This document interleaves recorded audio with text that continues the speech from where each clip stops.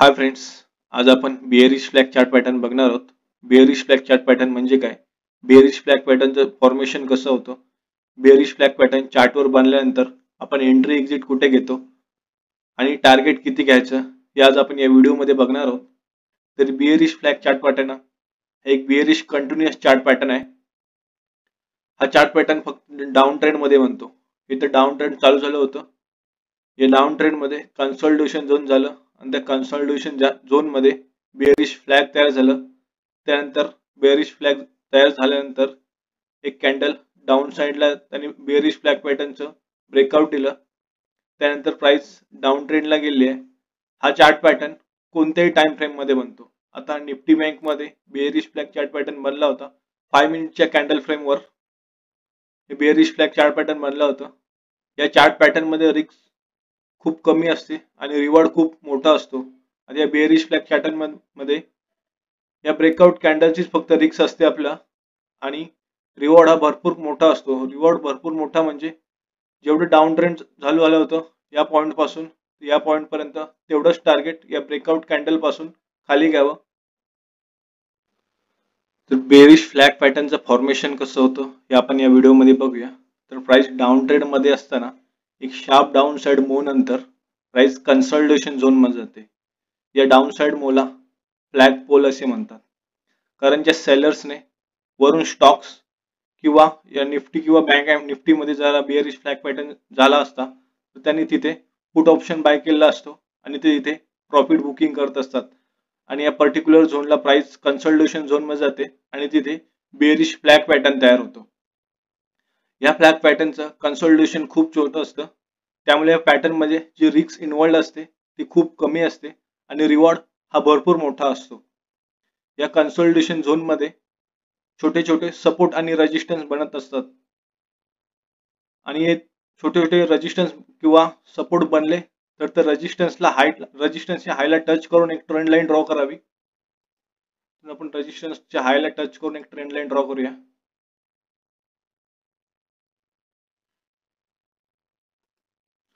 आणि सपोर्टच्या लोला टच करून एक ट्रेंड लाईन ड्रॉ करूया. दोन सपोर्ट आहेत,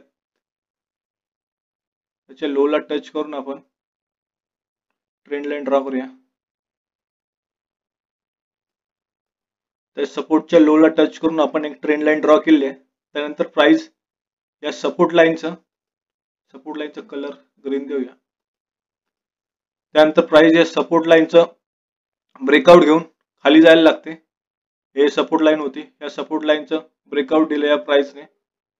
म्हणजेच या फ्लॅग पॅटर्नचं जर ब्रेकआउट दिलं तर हा फ्लॅग पॅटर्न बेअरिश फ्लॅग पॅटर्न पूर्ण होऊन प्राइस डाऊन साइडला जायला लागते आणि हा इथे बेअरिश फ्लॅग पॅटर्न कंटिन्युअस चालू होतो. त्यानंतर व्हॉल्यूम पण वाढायला लागतो. फ्लॅग चार्ट पॅटर्न बनल्यानंतर आपण एंट्री कुठे करावी. जर बेअरिश फ्लॅग पॅटर्न बनल्यानंतर प्राइसने या बेअरिश फ्लॅगचे सपोर्ट तोडून, हा सपोर्ट लाईन आहे, या बेअरिश फ्लॅगचे सपोर्ट तोडून जर प्राइस डाऊन साइडला ब्रेकआउट दिले तर ते ब्रेकआउट कॅन्डलच्या लोच्या खाली आपण ऑप्शन ट्रेडिंग मध्ये पुट ऑप्शन बाय करू शकतो किंवा स्टॉक सेल करू शकतो. ही ब्रेकआउट कॅन्डल आहे, या ब्रेकआउट कॅन्डलच्या खाली आपण एंट्री बनवावी आणि स्टॉप लॉस या ब्रेकआउट कॅन्डलच्या हायच्या वर लावा. हा स्टॉप लॉस या ब्रेकआउट कॅन्डलच्या हायच्या वर आणि टार्गेट किती घ्यावं.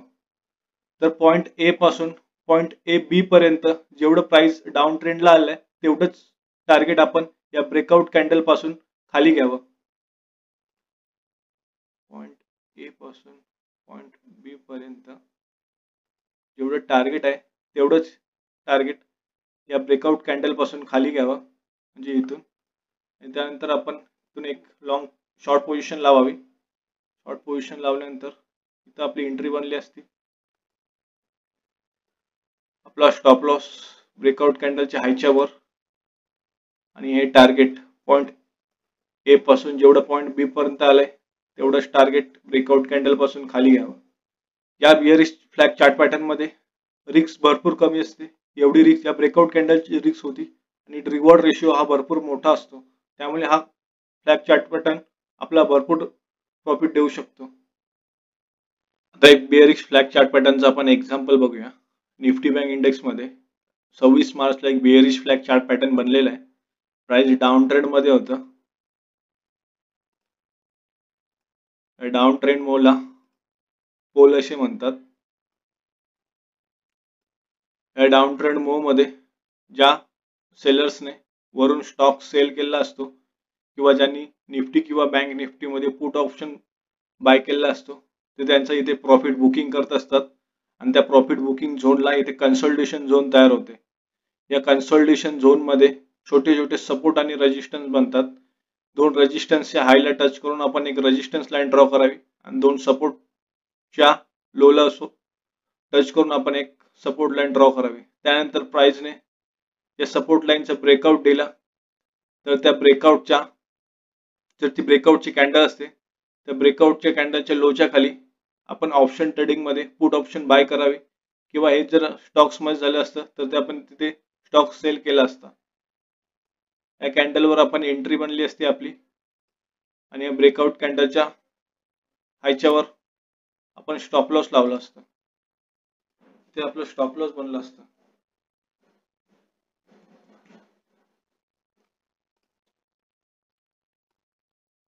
त्यानंतर टार्गेट कोणतं होतं? टार्गेट पॉइंट ए ते पॉइंट ए पासून या पॉइंट पर्यंत जेवढे पॉइंट झाले आहेत या बेरिश फ्लॅग पॅटर्न पर्यंत तेवढेच पॉइंट आपण खाली घेतले असते. या ब्रेकआउट कॅन्डल नंतर एवढे पॉइंट आपल्याला खाली भेटले असते. पण इथून शॉर्ट पोझिशन लावली असती या ब्रेकआउट कॅन्डल पासून. स्टॉप लॉस आपलं ब्रेकआउट कॅन्डलच्या हायच्यावर आणि आपले एवढे टार्गेट भेटलं असतं आपल्याला. जर आपण या बेरिश फ्लॅग पॅटर्नचं चार्ट पॅटर्न वर एंट्री बनवली असती तर इथे बेरिश फ्लॅग पॅटर्न बनलेला आहे. डाऊन ट्रेंड चालू होतं. नंतर परत बेरिश फ्लॅग पॅटर्न बनल्यानंतर परत डाऊन ट्रेंड चालू झालं. त्यानंतर आपला एवढं टार्गेट भेटलेला आहे. तर मित्रांनो असं चार्टचा भरपूर सराव करत राहा, प्रॅक्टिस करत राहा आणि प्रॉफिट कमवत राहा. आपले जर व्हिडिओ तुम्हाला आवडत असतील तर आपल्या चॅनलला फॉलो करा, सबस्क्राईब करा. भेटूया नेक्स्ट व्हिडिओमध्ये.